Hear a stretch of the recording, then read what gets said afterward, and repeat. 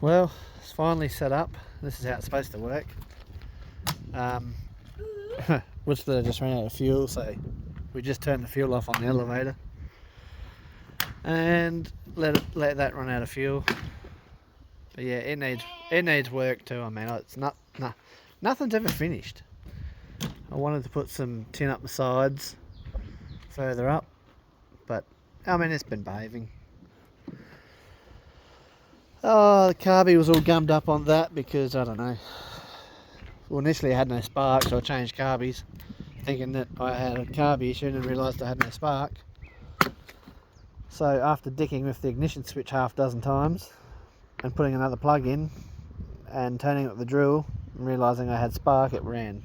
So probably the other carby was alright. Oh, this little jet in here is blocked. So this was doing nothing, and I thought, bugger it, I'm just going to use it. So I ended up winding this right out because it was doing nothing. And then I wound it right out, and lo and behold, it started to run lean because it was as black as charcoal and run really nice, considering it's all blocked up in here.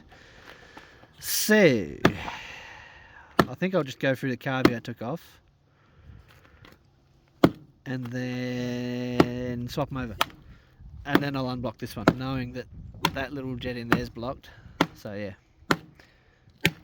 because when you have no, here you go, you are so noisy. He's doing dangerous things safely. Got to learn somehow. I might as well be here when he cuts himself.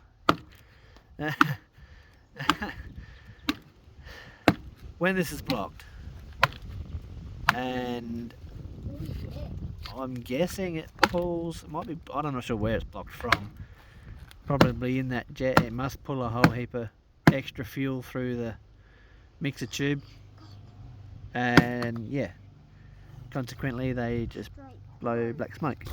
And this is an oily sort of an engine.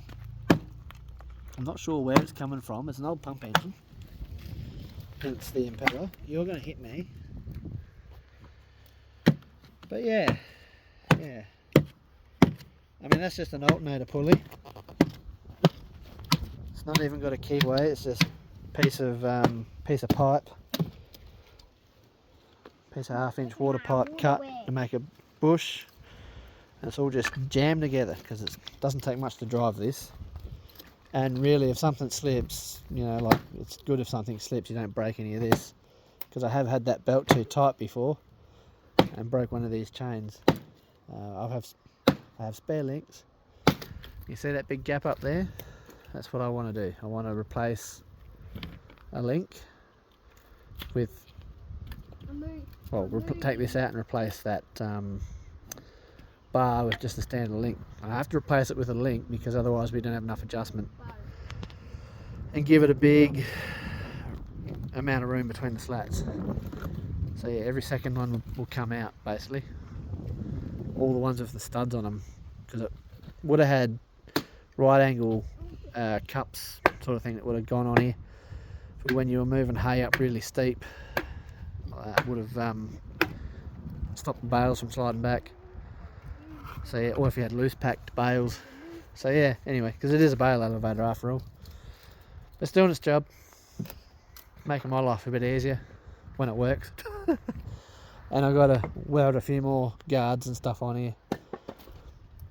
Got the kids pretty well trained that they don't run around here, and they keep away from it when it's running, but they do like to help. So that's what that's for. You can't walk into it and get yourself caught unless you're really unlucky.